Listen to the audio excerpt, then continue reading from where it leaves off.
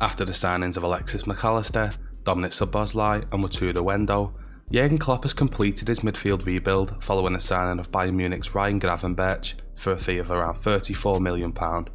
Whilst the signing of the Dutchman is an exciting prospect, there are concerns with how and where he's going to fit into Klopp's Liverpool side, and so in this video I'm going to delve into Gravenberch's skills and attributes, playing style, and how he could be utilised in Liverpool's team going forward.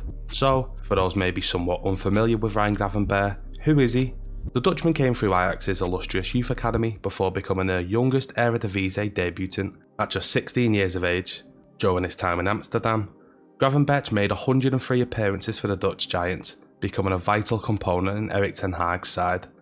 He was an ever-present as he won 3 Eredivisie titles and 2 KNVB Cups. He also played every minute in the 2021-22 Champions League group stage, as Ajax became the 9th team in Champions League history to win all 6 of their group games, winning both legs against Besiktas, Sporting Club de Portugal and Borussia Dortmund.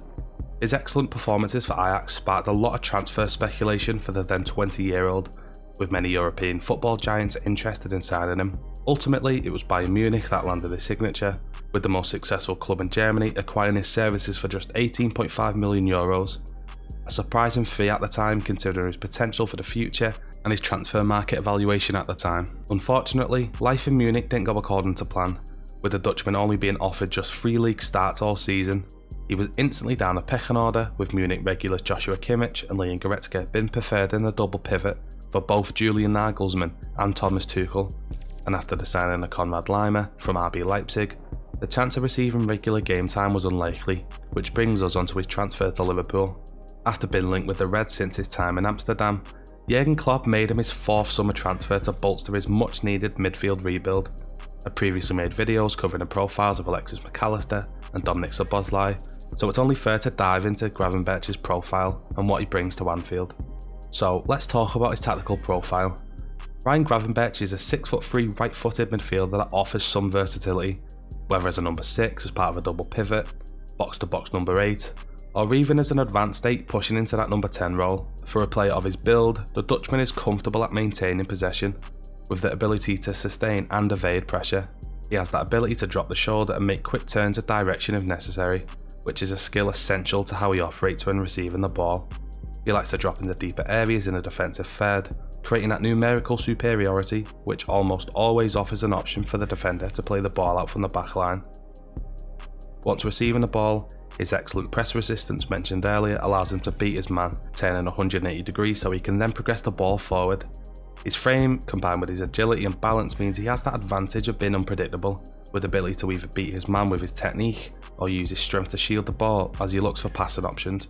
His passing ability is respectable for a player of his age, albeit not excellent yet. His range of passing is quite limited and he doesn't necessarily have that killer ball option in his locker, which is completely fine. This is the part of his game that will naturally improve as he develops at Liverpool. He was heavily underutilised at Bayern Munich, only starting just 3 league games in the Bundesliga, so I'd rather look back at his data from Ajax. In his final year in the Eredivisie, Gravenberch averaged an 86% passing accuracy across the season, which isn't bad by any means, but when you consider Ajax are a heavy possession-based side, you'd imagine that figure should probably be higher, especially considering he only averaged 2.5 long balls and 1.1 crosses per 90. Just for comparison, in the league last season, Curtis Jones, who Gravenberch will be competing for a spot against, averaged 93% passing accuracy. His best attribute though is definitely his ability on the ball and possession. Like previously alluded to, Gravenberch is excellent on the ball, offering that swift change of direction and calmness on the ball when under pressure. He is also excellent at progressing the ball forward, with the then 19-year-old ranking in the 99th percentile for total and progressive carrying distance, as well as carries into the final third in the 21-22 season. He also averaged 2.6% successful take-ons per 90, which ranked him in the top 3% of midfielders in Europe, showcasing his ability to glide around his marker. The intelligence he shows when on the ball is frightening for his age, and you might watch him and think his first touch isn't the best, but this is completely intentional. He uses a mix of close controlled touches to beat his man using their own momentum, but also has that ability to knock his first touch slightly more forward than usual, which allows him to use his large frame and strength and quick burst of pace to get onto the ball first. There's no doubt on his ability and potential for the future, but how does he immediately fit into Liverpool's new philosophy? The short answer is, I don't really know. He has had that experience playing as a singular pivot, as well as part of the double pivot scene last season at Bayern Munich, but I don't really see him as a number 6. He may enjoy picking up the ball in deeper areas, but he's a midfielder that loves to push the ball forward and contribute to the attacking third, which is a profile that Liverpool didn't necessarily need after the signings of both Mac Allister and Szoboszlai. There is a possibility that he can be moulded into that deep midfielder like Klopp did with fellow countryman Gini Wijnaldum, but that would definitely take time. Liverpool fans have been crying out for an out-and-out number 6, and out the 4 midfielders signed, it's only really Waturu Endo that has that profile, and he's essentially been signed to offer that experience and leadership James Milner brought to the team, rather than being that number 1 starter at the base of midfield. I do think Gravenberch definitely has that ability to be moulded into that left-sided 6 in possession though. He has got that versatility with a bit of experience playing in a pivot in the past, so time will tell on that one. The case of Wijnaldum is a great comparison to look at though. When Liverpool signed him from Newcastle, he operated as a left midfielder / winger, and even when he played for the Dutch national team, he often played as a number 10 further forward, but Klopp managed to convert him into a deep lying midfielder, so to do the same with Gravenberch, who is younger and more suited for that style of role, will definitely be achievable. He's likely going to be played on that left side of Liverpool's midfield 3 when out of possession, being rotated with Curtis Jones. Liverpool, like a lot of teams, have adopted this new approach when having possession of the ball. I've talked about it in every Liverpool video I've done now, but we know the Reds like to transition into this 3-2-2-3 when they have the ball, seeing Trent Alexander-Arnold invert into a deep line playmaker role as the backline pushes across into a back 3. However, that tactic was slightly changed with Liverpool's 3-0 win against Villa last night. The average player position resembled the typical formation you have seen Jurgen Klopp use to win every trophy possible. Whilst Trent still inverted to get onto the ball as much as possible, the patterns of play still showed glimpses of the traditional 4-3-3, with Mac Allister being the deepest player in that midfield. This was also evident in the substitutions Klopp made too, with Joel Matip acting as a right back as Trent was replaced by Jarell Quansah, who formed that back 4 with Gomez and Robertson.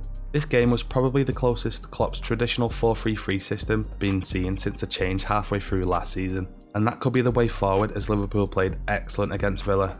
If this turns into the case, Gravenberch will immediately fit into how Liverpool want to play, with the Dutchman not being needed to play in a deeper role, having an opportunity to carry the ball forward as he likes to do.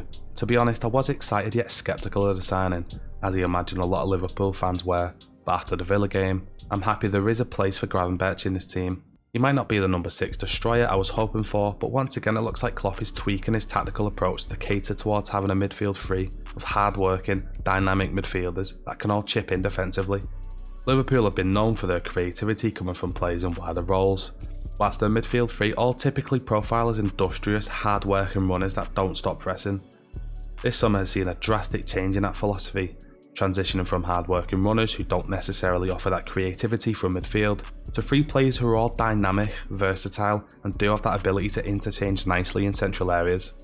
The midfield rebuild was the most essential part of Klopp getting back to the days of challenging for trophies, and although the midfield formulas are completely different when comparing this season to the season Liverpool won the league, it's a positive step in the right direction.